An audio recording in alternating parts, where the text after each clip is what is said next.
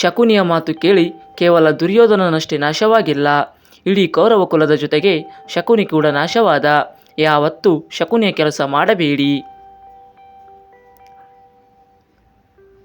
ಯಾವ ಹಸುವು ತನ್ನ ಕರುವಿಗೆ ಮೇವು ಸಂಗ್ರಹ ಮಾಡಿಟ್ಟು ಸಾಯುವುದಿಲ್ಲ, ಆದರೆ ಮನುಷ್ಯ ತನ್ನ ಮಕ್ಕಳಿಗೆ ಬೇಕು ಮೊಮ್ಮಕ್ಕಳಿಗೆ ಬೇಕು ಎಂದು ಸಿರಿ ಸಂಪತ್ತು ಸಂಗ್ರಹಿಸಿಟ್ಟು ಹೋಗುತ್ತಾನೆ. ಇದರಿಂದ ಒಂದು ಸತ್ಯ ತಿಳಿಯುತ್ತೆ, ದೇವರ ಮೇಲೆ ಪ್ರಾಣಿಗಳಿಗಿರುವಷ್ಟು ನಂಬಿಕೆ ಮನುಷ್ಯರಿಗೇ ಇಲ್ಲ ಎಂದು. ಜೀವ ಇರುವುದು 2 ದಿನ, ಒಂದು ನಿನ್ನ ಪರವಾದ ದಿನ, ಇನ್ನೊಂದು ನಿನ್ನ ವಿರುದ್ಧವಾದ ದಿನ.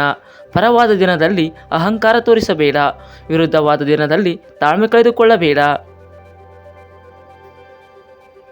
ಸಂಪತ್ತು, ವಸ್ತ್ರ, ನೆಂಟರು ಎಲ್ಲರೂ ಯಾವಾಗ ಬೇಕಾದರೂ ಕೈ ಬಿಡಬಹುದು, ಆದರೆ ಭಗವಂತ ಮಾತ್ರ ಯಾವ ರೂಪದಲ್ಲಾದರೂ ಕೈ ಹಿಡಿಯುತ್ತಾನೆ ಮತ್ತು ರಕ್ಷಿಸುತ್ತಾನೆ.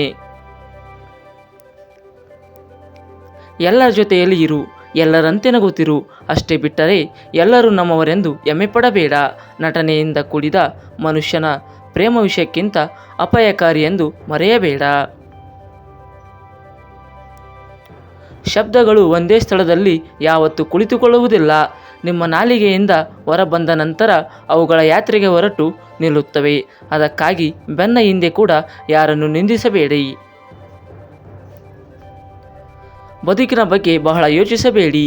ನೀವು ಸರಿಯಾದ ನಿರ್ಧಾರ ತೆಗೆದುಕೊಂಡಿದ್ದೀರಿ ಎಂದು ಭಾವಿಸಿ ಮುನ್ನಡೆಯುತ್ತಿರಬೇಕು, ಆಗುವುದು ಆಗುತ್ತಿರುತ್ತದೆ. ಜೀವನದಲ್ಲಿ ನೆಮ್ಮದಿಯಾಗಿ ಇರಬೇಕೆಂದರೆ ನಾವು ಇನ್ನೊಬ್ಬರ ವಿಷಯಕ್ಕೆ ಅನಾವಶ್ಯಕವಾಗಿ ಕಿವಿ ಕೊಡಬಾರದು.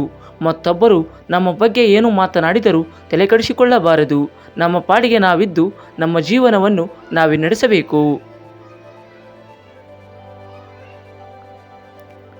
ಇನ್ನೊಬ್ಬರನ್ನು ತುಳಿದು ಬೆಳೆಯಲು ನೋಡಿದರೆ ಮೇಲೊಬ್ಬ ನಿಮ್ಮನ್ನು ತುಳಿಯಲು ಕಾಯುತ್ತಿರುತ್ತಾನೆ. ಎಲ್ಲಿ ನಿನ್ನನ್ನು ಅಗೌರವದಿಂದ ನೋಡುತ್ತಾರೋ ಅಲ್ಲಿ ಅರಕ್ಷಣವು ನಿಲ್ಲಬೇಡ.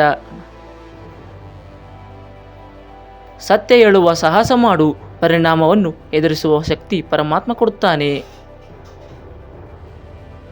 ತಪ್ಪು ಹೆಜ್ಜೆ ಇಡುವುದು ಸಹಜ, ಆದ್ದರಿಂದ ಬೇಗ ಎಚ್ಚೆತ್ತುಕೊಳ್ಳುವುದು ಬುದ್ಧಿವಂತಿಕೆ. ತಪ್ಪಾದಾಗ ಕೊರಗಬೇಡ, ಮುಂದೆ ತಪ್ಪಾಗದಂತೆ ನೋಡಿಕೋ.